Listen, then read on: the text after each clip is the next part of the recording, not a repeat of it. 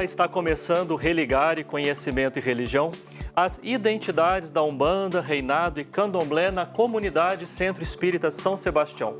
Hoje no Religare eu converso com Zuleika Barcelos. Zuleika, bem-vinda ao Religare, que bom receber você aqui. Olá, Flávio, eu que agradeço pela oportunidade. Sim, uma alegria para nós. A Zuleika é mestre em Ciências da Religião pela PUC Minas e digo para você, já está acompanhando o nosso programa, quer acompanhar o nosso programa de qualquer lugar, a qualquer momento, quer curtir, compartilhar as nossas entrevistas, então faça o seguinte, procure por Religare Conhecimento e Religião lá no YouTube, em algum desenvolvedor de podcast e aí você pode inscrever-se no nosso canal, acompanhar os nossos programas, curtir e compartilhar as nossas entrevistas. Zuleika, então você fez uma pesquisa sobre o Centro Espírita São Sebastião. Conta para nós o que é essa casa, onde que ela está, como é que são as características dessa casa. Bom, o Centro Espírita São Sebastião, ele fica localizado no bairro Sagrada Família, né? É um bairro muito populoso de Belo Horizonte. A casa, ela foi fundada por Dona Cecília Félix dos Santos e uma mulher preta, mãe de 32 filhos adotivos, né? Hoje, quem está à frente da casa é o seu sucessor, Guaraci Maximiano dos Santos. A casa, ela aborda, né? Ela acolhe aí três religiões afro-brasileiras, né? Que seria a Umbanda, o Candomblé de Angola e o Reinado. Como é que é essa tripla pertença, né? Três tradições, né? Ou até para aproveitar para dizer para os nossos telespectadores e para as nossas telespectadoras, o que é isso? A presença da Umbanda, do Reinado, do Candomblé de Angola, como é que são essas três tradições, assim, em linhas muito gerais, porque seria muita coisa a falar sobre cada uma delas, né? Sim, essa tríade, que logo depois nós vamos falar sobre, ela veio devido a Dona Cecília, né? Sim. Dona Cecília, ela, devido à história dela, uma história de vida, ela acabou fundando a Umbanda dentro de casa, ela fazia os atendimentos dentro de casa, foi orientada a abrir o terreiro, através da abertura do terreiro, ela foi feita no santo, né? Então, ela passou pelo processo iniciático, entrando para o candomblé também. Só que, diante disso, Dona Cecília também já participava de reinados fora da casa. Então, quando o senhor, que era o dono do reinado do qual Dona Cecília participava, ele veio a falecer, aí Dona Cecília trouxe para dentro da casa dela o reinado, onde ela constituiu a guarda dela. Sim, é nesse sentido então que a casa começou a trabalhar com essas três tradições. Exatamente.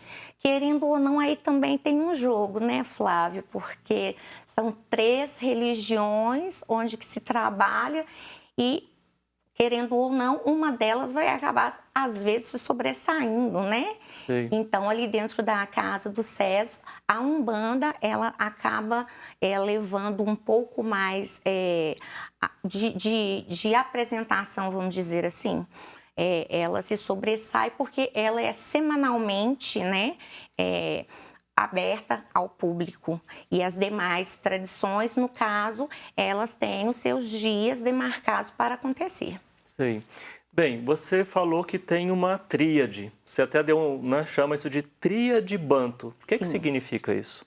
A tríade banto, ela veio, vamos dizer assim, pelo novo sucessor da casa, né? Não seria o sentido de simplificar as três tradições, mas seria no sentido de dizer que existe uma tríade, são três. Que na maioria dos terreiros, vamos dizer assim, é sempre apresentado uma ou outra, né, religião. Ou é a Umbanda, ou é o Candomblé, ou é o Reinado. A Dona Cecília, quando ela veio a fundar a casa, então ela começa com a Umbanda e logo depois ela vem trazendo as demais. Então, quando ela trouxe as demais, se tornaram três, ocupando o mesmo espaço geográfico, e o Guaraci Maximiano dos Santos, ele traz, vamos dizer, esse termo de tríade, não para simplificar, mas para poder mostrar que são 3 religiões compostas ali dentro da casa, né, que existe essas 3 religiões ali. Mas não seria, como muitas pessoas imaginam, que seria para poder reduzi-la, né, a reduzir a forma de falar. Mas Sim. não, é realmente para poder denominar que são 3 religiões que estão ali dentro. Esse termo banto, né, ele tem uma história, Sim. tem uma longa tradição, né? O que significa o termo banto, né, para identificar esses 3 grupos na casa? Sim, quando Dona Cecília ela traz essas 3 religiões, ela traz também a questão de que essas 3 religiões, elas vão, como que eu vou dizer? Elas vão trazer os costumes, vamos dizer assim. Todas as 3 têm a mesma formulação, os mesmos costumes, ou seja, a comunidade banto, ela trabalha muito com relação, acabei de dizer, à comunidade mesmo. Não existe a palavra indivíduo para a comunidade ali, o terreiro SES, vamos dizer assim, porque para eles um indivíduo seria um. E o banto, ele traz a comunidade ela é importante. Então, existe a questão da religiosidade, se trabalha a religiosidade sempre, ela não se separa da vida pessoal quanto da vida ali dentro do terreiro. Existem a preocupação com o outro. Dentro da tríade banto, ali dentro do SES, o outro, ele sempre será o primeiro, ele sempre será, vamos dizer, o primordial de tudo. Então, tudo que é feito através da ancestralidade. A ancestralidade é o mais importante, logo após a questão da comunidade. Então, é uma história, a tríade banto, vamos dizer assim, o banto em si, ele é uma história muito, muito bonita. Seria bom, né, quem gostar de pesquisar, porque eles trazem essa questão toda da ancestralidade em si, ela é bem pesada, é uma coisa que ela é bem marcada dentro da questão da religiosidade da tríade banto. Então, o que a gente pode destacar no banto? Ancestralidade e comunidade.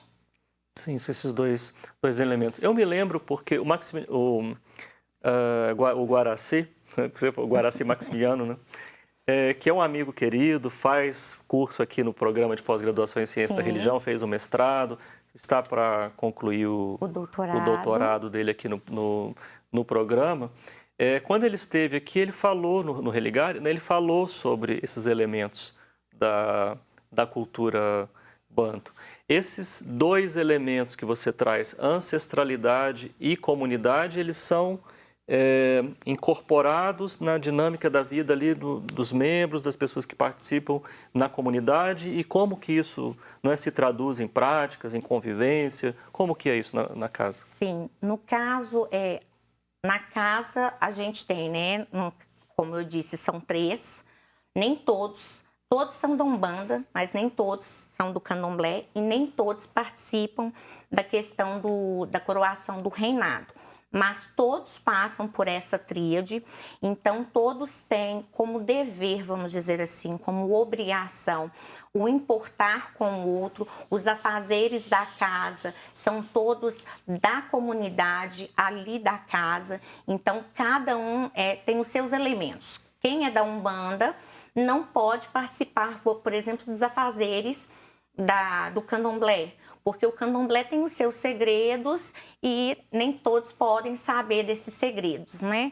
E o reinado, todos participam, tem a questão da coroação, que são alguns que participam dessa parte dessa coroação, mas os outros, eles vêm trazendo a questão do acolhimento ao outro que está chegando, a dos afazeres da cozinha. Então, tudo dentro da casa, ela é feita em comunidade com aqueles que ali se encontram, né? Sim. A casa atende o público mais próximo ali do bairro ou ela tem uma penetração também na região? Não, ela é vasta.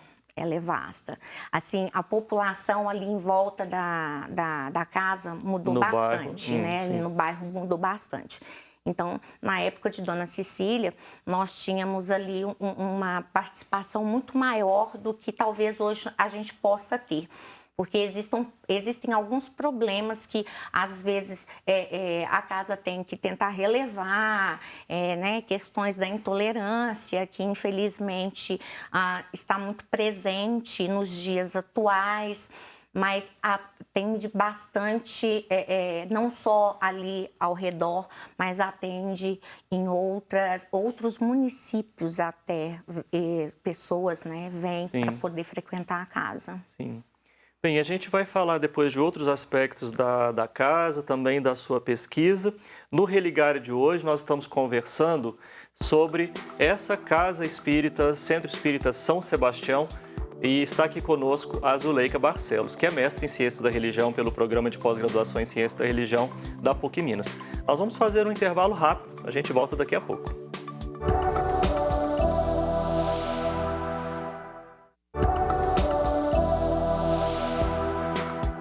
Estamos de volta com o Religare, Conhecimento e Religião.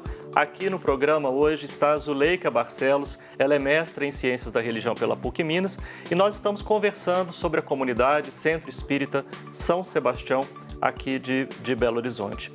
Você, na sua pesquisa, né, na sua dissertação de mestrado, você deu ênfase à temática diálogo interreligioso. Sim. Né? Que é importante para a gente compreender não só o que acontece dentro da casa, né, do Centro Espírita São Sebastião, mas também para o diálogo entre essa casa e outras manifestações religiosas, outros grupos religiosos. Qual que é a compreensão que você tem, né, de diálogo interreligioso? Bom, eu me debrucei bastante em cima do diálogo interreligioso, né, porque... É um tema muito vasto, né? Sim. E quando você começa a fazer a leitura vias cristãs, para você colocar dentro de um tema onde você vai trabalhar religiões afro-brasileiras, eu cheguei para o meu orientador e falei, não tem jeito. Ele tem sim, vamos ser audacioso aí. Então, assim, o diálogo interreligioso, no primeiro Você estava em boas mãos também, sim, né? A condução da orientação do seu trabalho. Sim, né? Sim. Roberley é um grande, né, doutor, mestre, é tudo. Foi muito amigo. Eu falo que a pesquisa foi de nós dois, né? Sim, querendo sim. ou não. O orientador, a orientadora participa junto, né? Exatamente. E quando eu comecei a me debruçar em cima do diálogo interreligioso, e que eu comecei a ver a questão da via cristã, de estar sempre falando dessa relação, né, com Deus. Bom, como que eu vou fazer isso se as três religiões, elas não vêm com a questão da salvação, né? Elas não têm essa importância da salvação, assim como no princípio, quando você começa, porque assim que você começa com a leitura da minha dissertação, você já começa lá com o Concílio Vaticano, né? E me falaram que foi muito audaciosa para poder ter feito essa escrita. Então, assim, a gente começa especificando realmente o que seria esse diálogo interreligioso. Né? E nessa escrita, o que me chamou a atenção é que, além da gente ter o diálogo interreligioso, ele está tentando trazer ali uma conversa entre as religiões para que se possa, né, evitar essas questões de brigas, trazer a paz entre uma religião ou outra. Eu me perguntei, será que a afro ela entraria aí? E foi aí que a gente começou a pensar como que o diálogo interreligioso ele poderia legitimar a identidade dessas três religiões. Bom, os adeptos que adentram a religião vieram de outras religiões, aí nós temos um trânsito. Sim. E nós temos, né, as pessoas que são chamadas de consulentes, que entram na casa e que, por mais que participem, se você ainda perguntar para elas, elas vão te dizer que ou elas são católicas ou elas são cristãs de uma certa forma, né? Então, nós fomos trabalhar a respeito disso, como que o diálogo ele poderia estar sendo trabalhado dentro da casa. Aí eu não sei se eu te respondi ou se eu posso. É a sua concepção, então, de diálogo interreligioso que foi construída, então, na adaptação. Num tema muito cristão, onde esse debate foi construído, e você levou, então, para casa. Vamos falar, então, dessa aplicação que você fez na casa, das três das três tradições. Como é que se aplica, então, ali essa temática do diálogo interreligioso, que tem algo, então, de inovador na sua proposta, né? Porque o que a gente pensa? As três religiões, elas tinham que ter a sua identidade para poder estar trabalhando ali dentro, sem uma ferir a outra, porque elas estão ali, mas como que isso aconteceria? Aí nós entramos com a questão do diálogo interreligioso, porque querendo ou não, eu tiro essa parte onde que o diálogo ele fala da parte só cristã, mas ele entra com a parte da fé. Como que eu vou te explicar? Eu não quero olhar o outro só pela religião que o outro tem, mas eu quero olhar a fé que esse outro ele vem trazendo. Querendo ou não, aí um diálogo também intercultural, né? A gente acaba falando. Então, ali entre os três grupos, e as pessoas que estão ali. Pessoas que estão ali. Porque, às vezes, nós temos aqueles que adentram e tem uma preferência apenas por uma determinada religião e ela continua não somente nessa religião, aí eu estou dizendo dos consulentes, mas nós temos aqueles consulentes que participam de todas as três, né? Então, como que eles percebem, eles veem essa condição ali dentro? Então, são trocas que acontecem. Querendo ou não, são trocas. Ali nós temos três tradições que são totalmente diferentes. São três tradições que existem identidades pessoal diferente, cada um tem a sua identidade, ela tem a sua gênese, né? Ela tem uma construção de uma identidade fora e depois ela vem com sua identidade pessoal ali dentro, em que elas não se misturam, mas ao mesmo tempo elas conseguem conversar com as outras religiões das outras pessoas que vêm. Porque as pessoas, elas vêm em busca, Flávio, o que foi percebido durante a pesquisa, elas vêm em busca de algo que elas não conseguiram na religião delas.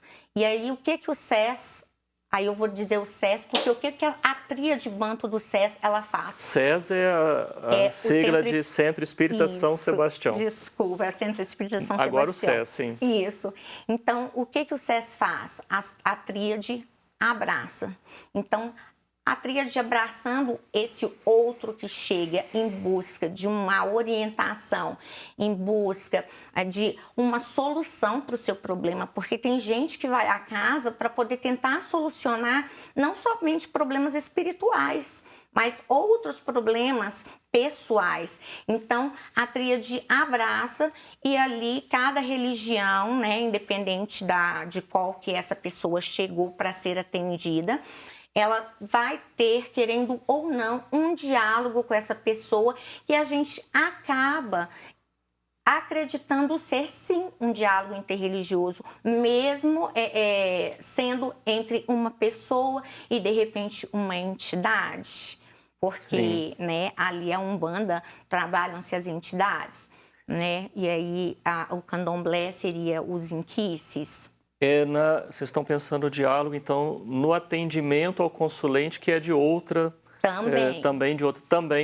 Nesse diálogo com outra tradição. Também. Eu vejo a casa, através da sua representação, né, através da pessoa do Guaraci, sempre presente nas rodas de discussão, nos eventos, nas atividades a favor do diálogo interreligioso, de uma cultura de tolerância para com a diversidade religiosa. Isso é um entendimento da casa, de todas as pessoas que participam?